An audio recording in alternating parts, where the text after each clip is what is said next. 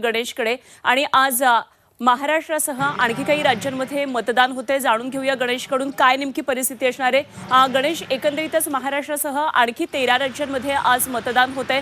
या ठिकाणी सुद्धा आता निवडणुकीची प्रक्रिया सुरू होणार आहे आणि काही मतदारसंघ हे लक्षवेधी आहे, स्टार मतदारसंघ म्हणता येतील, जसं की अरुण गोविल सुद्धा यावेळी लोकसभा मतदारसंघामध्ये निवडणूक लढवत आहेत। काय एकंदरीतच चित्र आहे आजच्या या निवडणुकीचं? अनुपमा, नक्कीच 13 राज्यामध्ये खरं तर आज आहे ते निवडणूक पार पडते आणि यामध्ये एकूण 90 लोकांचं भविष्यव्य आहे ते मतपेटीमध्ये आहे ते दिसून येणार आहे। आणि त्यामध्ये विशेष करून जास्त करून लक्ष आहे म्हणजे ते वायनाडमध्ये राहुल गांधी हे या ठिकाणी आहे। शशी थरूर यांचा देखील आज मतपेटीमध्ये आहे ते मतदान होताना पाहायला मिळेल।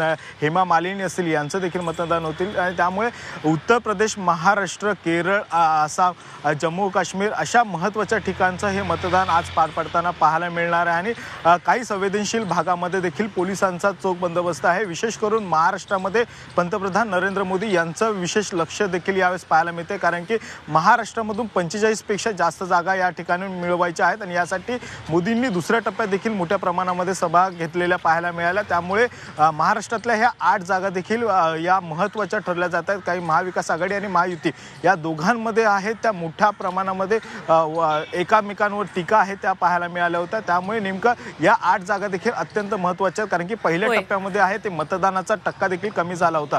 त्यामुळे विशेष करून मतदानाचा टक्का वाढवण्यासाठी देखील एक लक्ष आहे ते केंद्रित केलं होतं। त्यामुळे आता या दुसऱ्या टप्प्यातल्या या 13 राज्यांमधलं जे मतदान पार पडतंय यामध्ये मतदानाचा टक्का देखील वाढतो का हे देखील पाहणं गरजेचं आहे। अगदी असे संपर्कात राहा गणेश, वेळोवेळी आपल्याकडून माहिती जाणून घेत राहणार आहोत।